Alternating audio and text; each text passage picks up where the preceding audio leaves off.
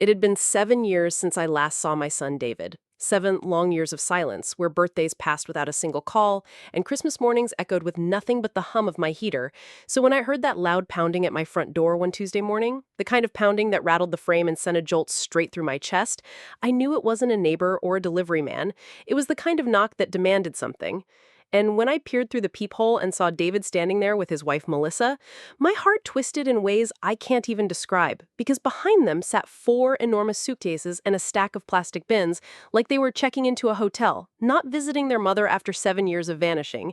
And before I could even open the door fully, Melissa was already stepping forward with that smile she wore like a weapon, polished and poisonous, the same smile she used when she convinced David to stop inviting me to family dinners. And she brushed past me as though I were the guest in my own home, her voice dripping sugar as she said, "Eleanor, you look wonderful. We heard you bought this beautiful lake house and decided it's perfect for us to move in with you."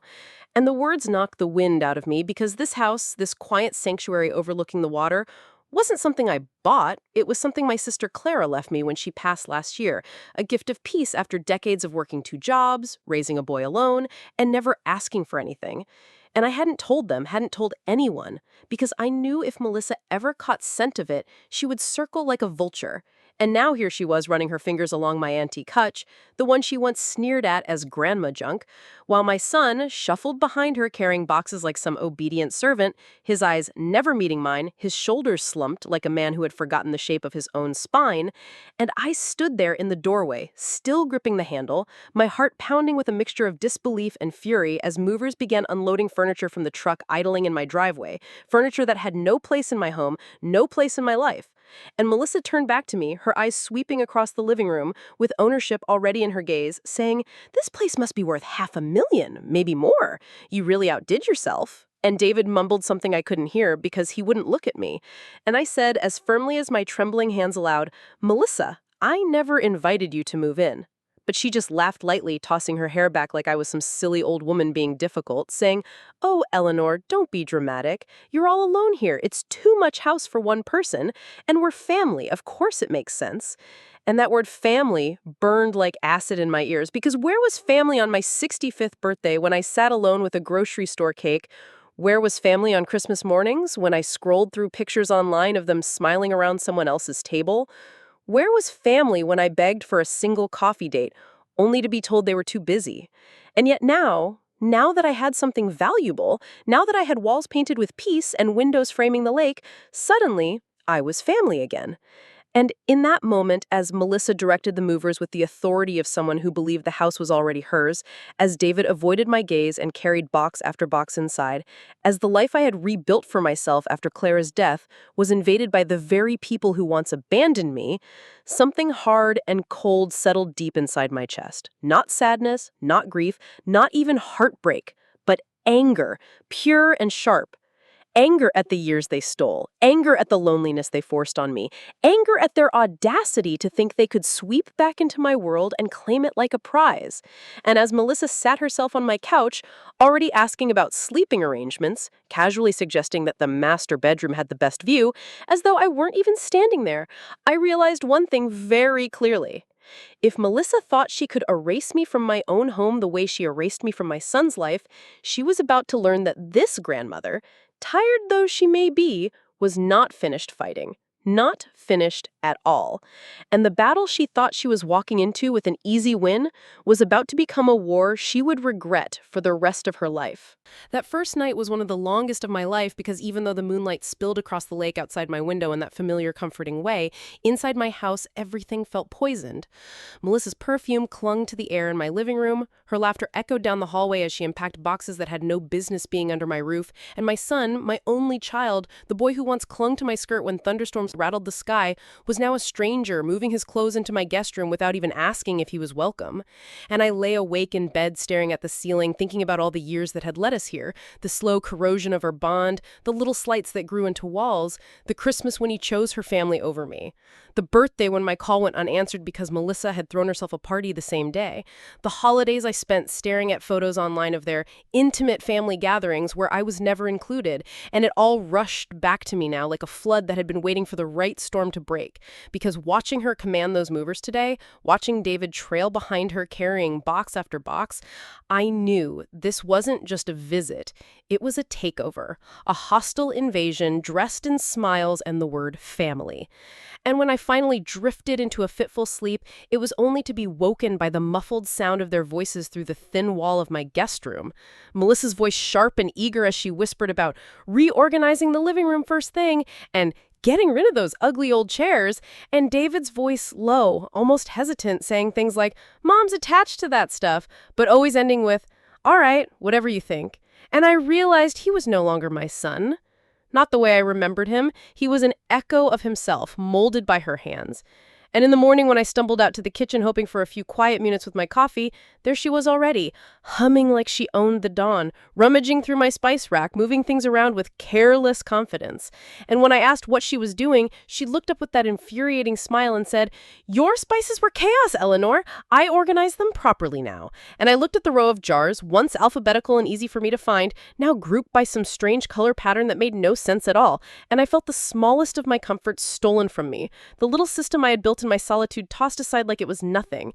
And as I sipped the bitter coffee she brewed in my machine after tinkering with the settings I'd kept the same for years, I saw David sitting at the table scrolling his phone, barely acknowledging me, and the weight of that hurt more than Melissa's smugness. Because he was my child, my blood, and he couldn't even look at me? And when Melissa sat down across from me, she leaned forward, her voice sweet, but her eyes sharp as glass, saying, "We think it would be good to get this house appraised, just for insurance purposes. Make sure it's properly covered." And something in the way she said it made my hairs on the neck rise, because she wasn't talking about insurance. She was talking about value, about money, about turning my refuge into an asset she could sink her claws into. And when I told her I had no intention of selling or changing anything, she waved her hand dismissively, saying, "Of course not, Eleanor, but really, it's a big responsibility for someone your age, don't you think?" And there it was again, that poisonous little dig, that rehearsed jab meant to paint me as a confused, frail old woman who couldn't possibly handle her own life.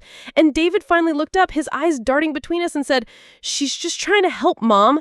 And my chest tightened because those words weren't his, they were hers. He was parroting her script. And I knew then this wasn't coincidence. This was a plan, something bigger than just wanting free rent or company. This was strategy. And as Melissa kept talking about helping me manage and taking some of the burden off my shoulders, I remembered how she had once told me during a fight years ago that older people shouldn't cling so tightly to independence, that it was selfish not to let family step in.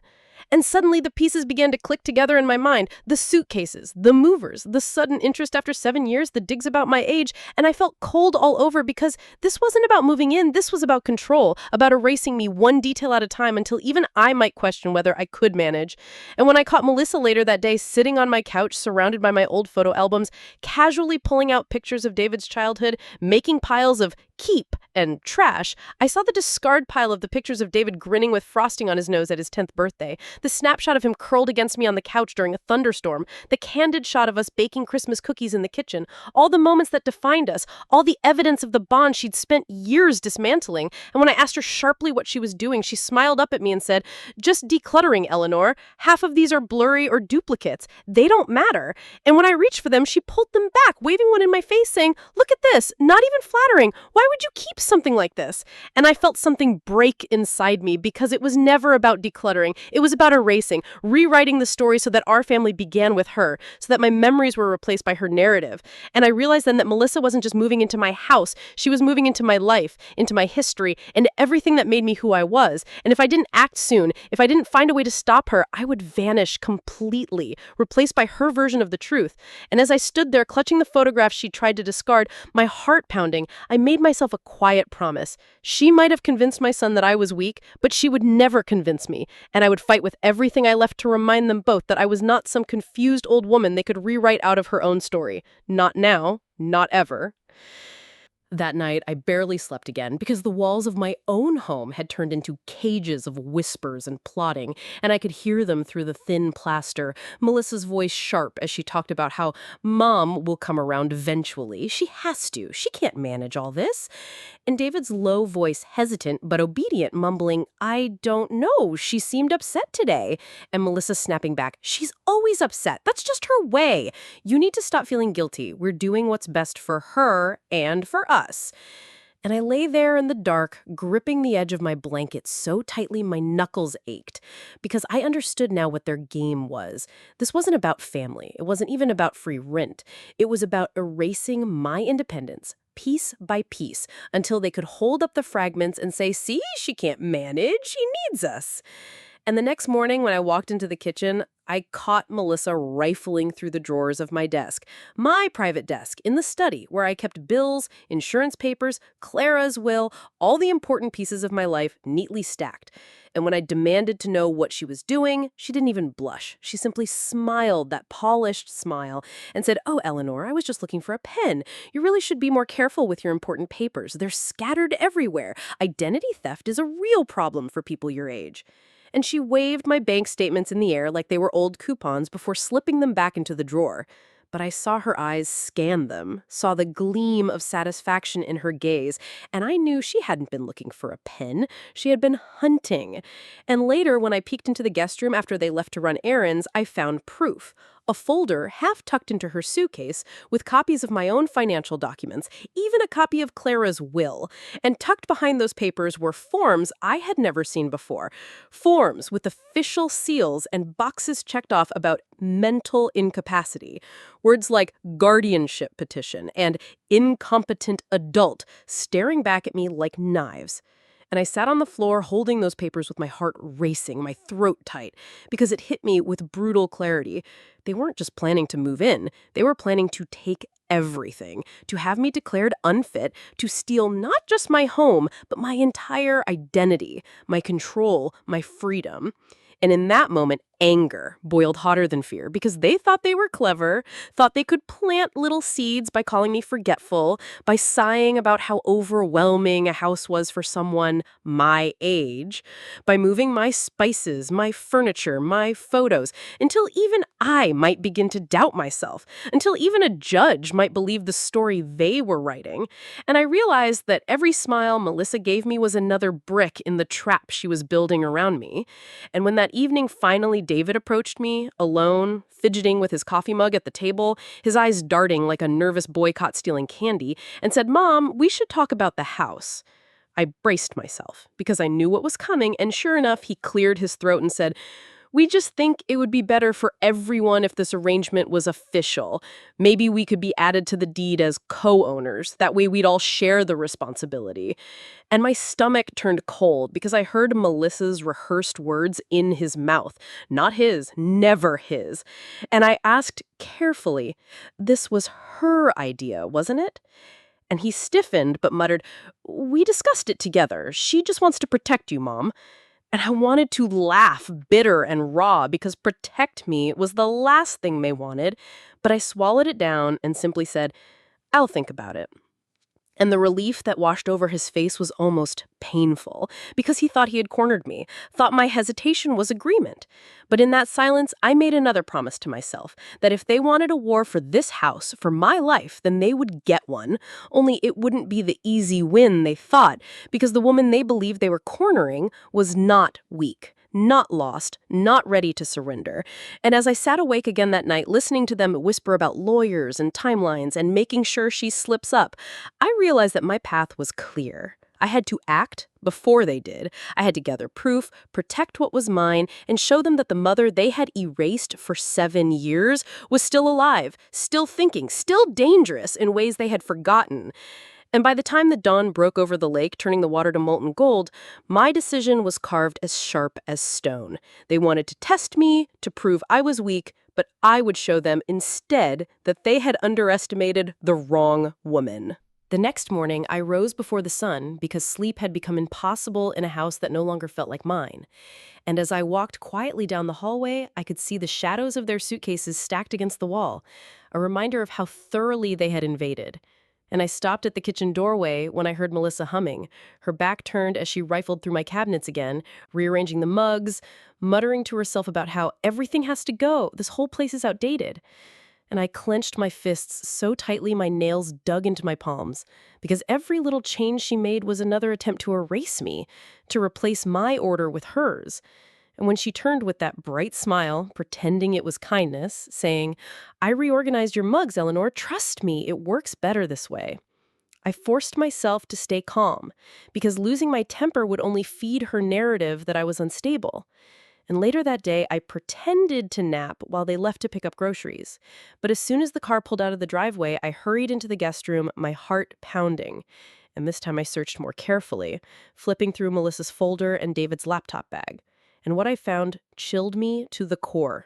Printed articles about elder law, notes about patterns of confusion, lists of signs judges looked for when granting guardianship, and even a draft letter addressed to a lawyer about transferring property rights for the good of the family.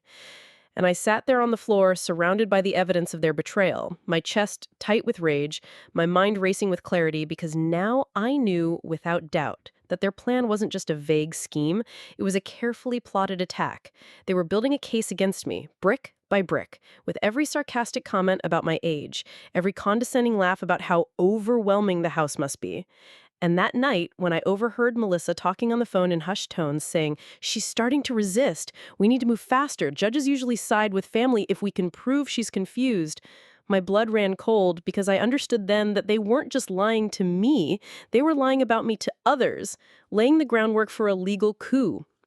And the next day, when Melissa casually asked at breakfast if I'd remembered to pay the electricity bill, because older people often forget those things, I almost slammed my fist against the table, but instead I smiled tight and sharp and said, "Don't worry about my bills, Melissa. They're always on time." And the flicker of annoyance in her eyes told me she hated that I hadn't given her the reaction she wanted. And later, David tried again, nervously circling back to the idea of adding his name to the deed, his voice strained as he said, "It'll protect you, Mom. Really, it's just to make sure everything's safe." And when I looked at him, really looked at him, I saw the man he had become, tired, trapped, but complicit. Because no matter how much Melissa pulled the strings, it was still his choice to let her. And that realization hurt worse than anything, worse than the empty Christmases or the lonely birthdays. Because it meant my son, the boy I had raised alone after his father left, the boy I worked double shifts to feed and clothe, the boy I sacrificed everything for, had chosen to betray me, not once, but twice. First with his silence, and now with this plot. And that night, I couldn't take it anymore. I pulled out a suitcase, packed the essentials, Clara's original deed, my jewelry, the small photo album Melissa hadn't thrown away yet, and my checkbook. And I hid it in the trunk of my car, because I knew the moment was coming when I would need to vanish, to disappear before they trapped me completely. But I also knew disappearing wasn't enough. I had to fight back. I had to protect myself legally before they filed those petitions. And the very next morning, I drove into town before they were awake, my suitcase still hidden, and walked straight into the bank where Helen, the branch manager who had known me for years, looked up with concern as I told her what was happening. And she wasted no time flagging my accounts, changing passwords, updating contacts, and assuring me that no power of attorney could be filed without my direct approval. And as I signed those papers, my hands were steady, steadier than they had been in years. Because finally, I was fighting back. And from there, I went to the courthouse, where I filed a formal complaint about attempted elder fraud, presenting the documents I'd copied from Melissa's folder. And the young clerk who took my statement leaned across the counter, her eyes fierce, and said, "You're doing the right thing. Don't let them bully you." And hearing that from a stranger made something inside me swell with strength, because for the first time in years, someone was on my side. Someone saw me as more than a burden or a mark. And as I left the courthouse, the sun breaking through the clouds above me, I knew this was only the beginning. Because Melissa thought she was playing a game of control, but what she didn't realize was that I had already turned the tables. And by the time she discovered I wasn't the confused old woman she wanted me to be, it would be too late. Because I was building my defense, brick by brick. Stronger than hers, sharper than hers, and the war she thought she was winning had already begun to slip out of her hands. When I returned home that afternoon, the house looked the same on the outside, quiet, peaceful, the lake shimmering under the sunlight as though nothing had changed. But stepping through the door, I felt the weight of their presence immediately. Melissa was in the living room with swatches of fabric spread across my coffee table, barking at David about repainting the walls a lighter color because it'll help resale value. and my stomach turned at how openly she spoke about selling a house that wasn't hers. And when she saw me, her smile snapped into place like a mask, bright and poisonous, and she said, "Oh, Eleanor, we were just talking about improvements. You'll love what we've planned." And I nodded, pretending to listen, because by now I understood that showing resistance only fueled her condescension. And instead, I slipped quietly into my study and locked the door, my heart thudding as I sat at my desk and reviewed the copies I had made earlier, the guardianship petition, the notes about proving incompetence, the text messages that had flashed across her phone from some unknown number urging her to move quickly. And I began organizing them in a neat folder, because if they wanted to drag me into court, I would walk in with the truth in my hands, undeniable proof of what they were doing. And that thought gave me a surge of power I hadn't felt in years. The kind of power Clara had tried to remind me I still had before she died. The kind of power that comes from knowing you are not helpless, not anymore. And later that evening, when Melissa strutted into the kitchen to prepare dinner like it was her house, chattering about how a younger couple could really thrive here, it's wasted on one person, I simply smiled and asked her to pass the salt.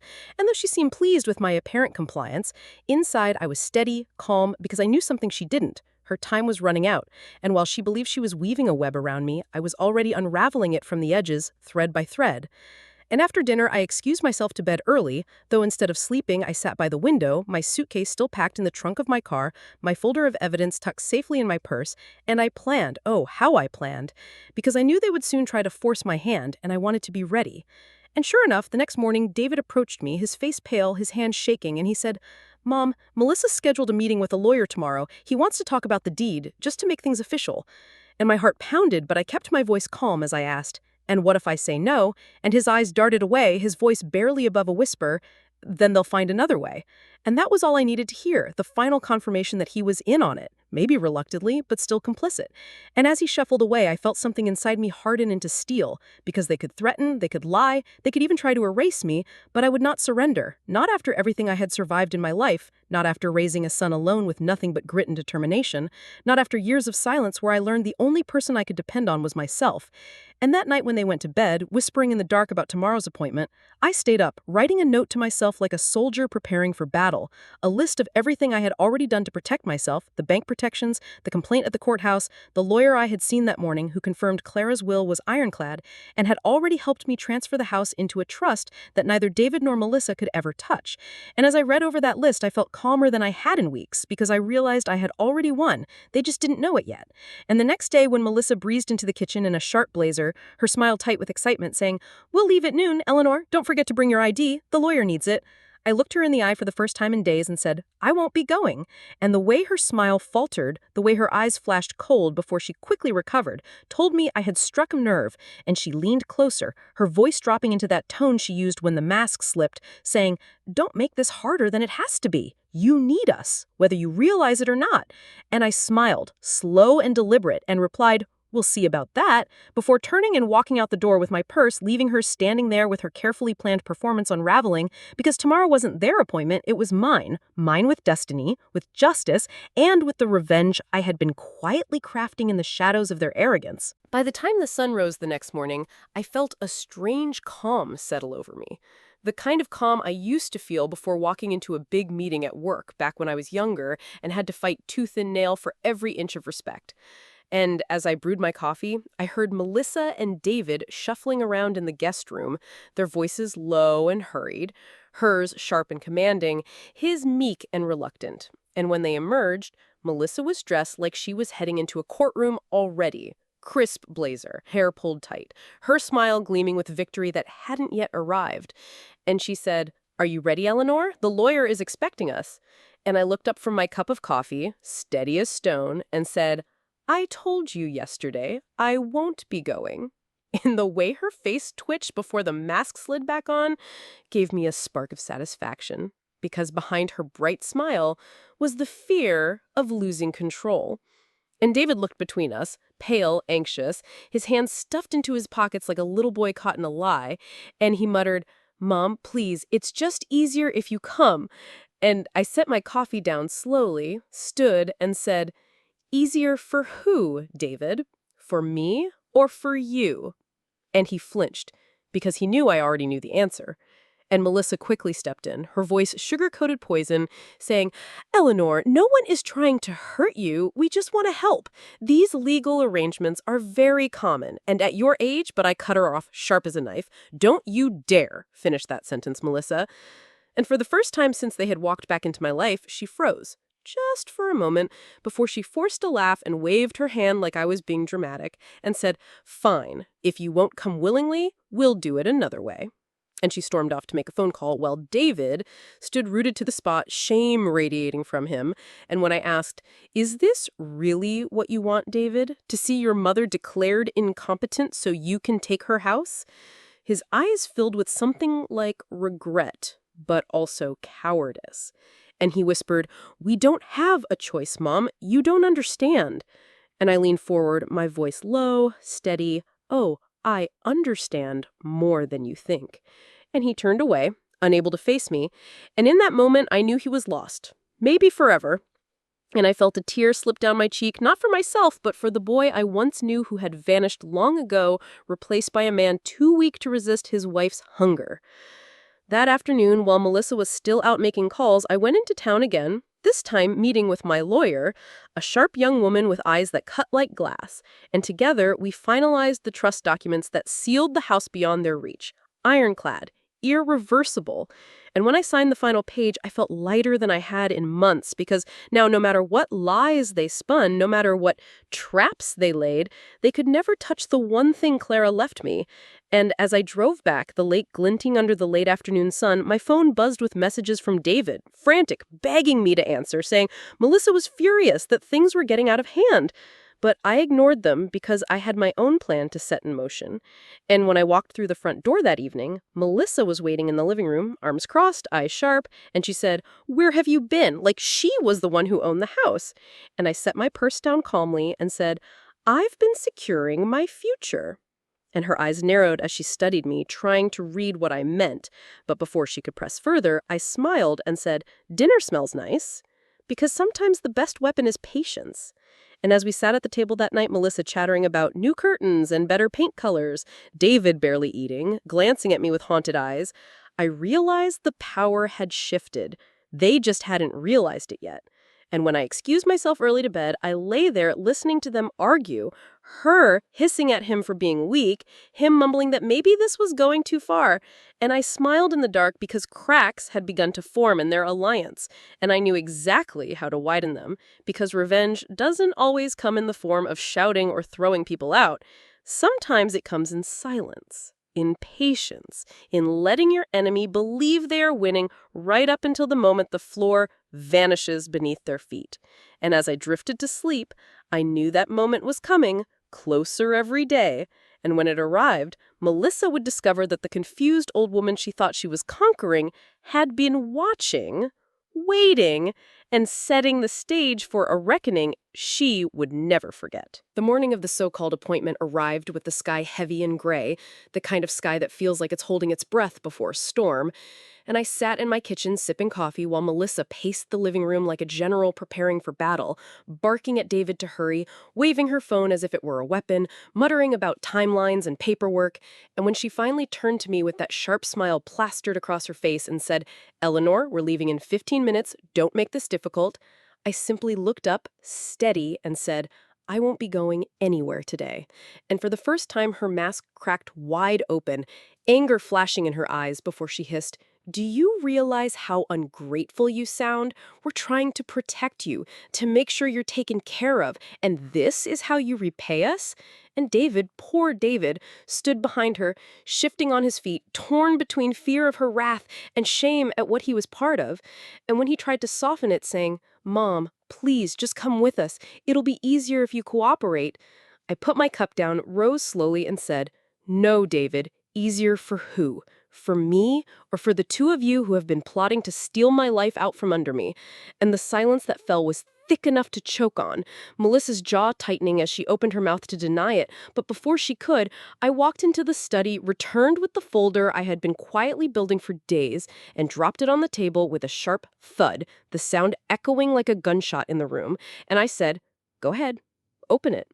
And when she hesitated, I added, "You'll recognize everything inside." And slowly she reached out, flipped it open, and I watched the color drain from her face as she saw the copied guardianship forms, the text messages printed out, the notes about establishing incompetence, and David's breath hitched as he leaned over her shoulder and whispered, "Melissa, what is this?" And she tried to recover, stammering, she's snooping, she doesn't understand." But I cut her off cold, my voice steady as steel. "I understand perfectly, Melissa. I understand that you've been planning to declare me incapable to take my house, my money, my freedom, and I understand that my own son has been standing at your side, letting him lead you down this path. But what you don't understand is that I am not the helpless old woman you thought I was. I've already been to the bank, to the courthouse, to my lawyer, and as of yesterday, this house belongs to an irrevocable trust, one you can never touch, not now, not ever." And David staggered back like I had struck him, his face pale, his eyes wide, and he whispered, "Mom, you didn't!" But I cut him again, sharper this time. "I did. And every step you take from here, every word you speak will only dig the grave you've already made for your marriage and your conscience." And Melissa slammed the folder shut, her face twisted in fury, and spat, "You think you've won? You think a few papers will stop us? You're delusional, Eleanor. You can't do this alone. You'll regret crossing me." And I smiled then, calm, almost serene, and said, "No, Melissa, the only regret here will be yours because you underestimated me. You thought 7 years of silence made me weak, but all it did was teach me to survive without you, and survival is something I've mastered." And I turned to David, meeting his eyes fully for the first time in days, and said, "You could have come to me honestly. You could have asked for help like a man, like a son, and maybe I would have given it. But you chose lies, you chose betrayal, and now you'll live with the cost." And he broke then, tears welling in his eyes, his voice trembling as he whispered, "Mom, we owe people money, dangerous people. I didn't know what else to do." And for a flicker of a moment, I saw the scared boy he used to be, but it was gone in an instant, drowned by the mess he had helped create. And I shook my head, saying, "You should have trusted me instead of conspiring against me." And then I picked up the folder, tucked it under my arm, and walked toward the door, my voice steady as I said, "This conversation is over. The next one will be with a judge if either of you come near me again." And I stepped out into the gray morning, leaving them stunned and silent behind me, my heart pounding, but steady, because I had finally turned the tables, finally reclaimed the power they thought they had stolen. And as I drove away toward the lawyer's office to deliver the last of my documentation, I felt something I hadn't in years. Not fear, not sadness, but freedom. Real freedom, because for the first time in a long time, I wasn't surviving in silence, I was fighting, and I was winning. I didn't look back as I drove away from the house that morning, the road stretching out in front of me like a promise.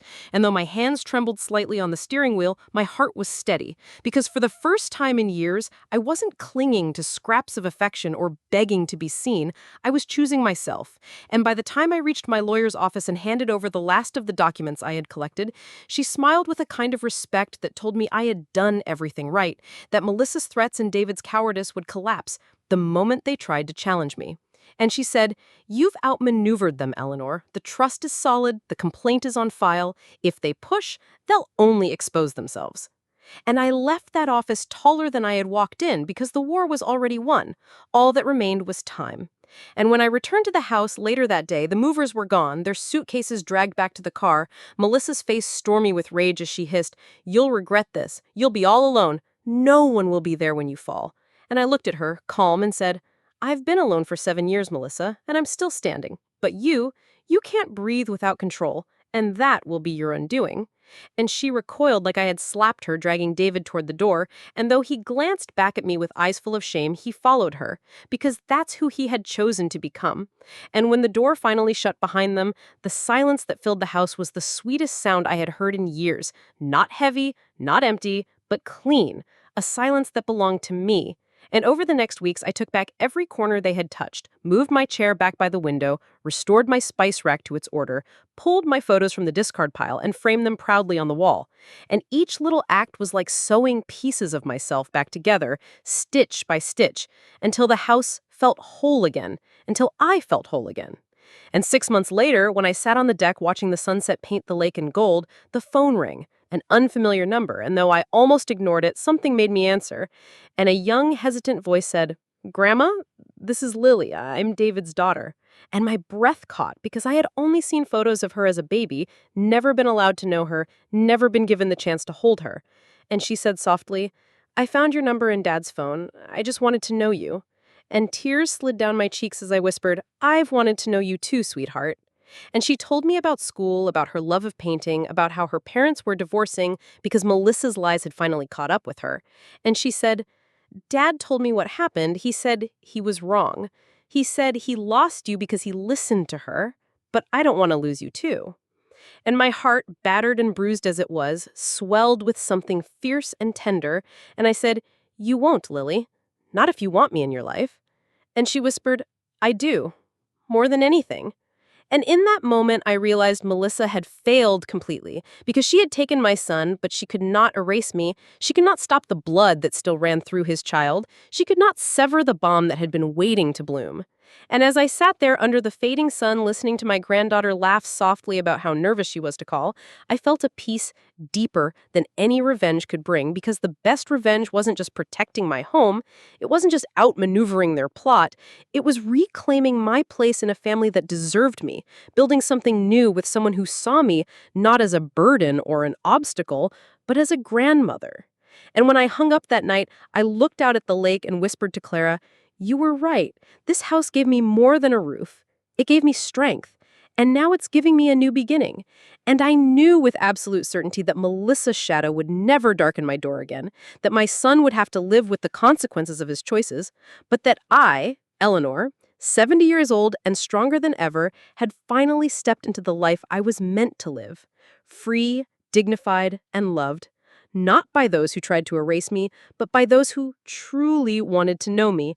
And that, more than anything, was the victory I had been waiting for.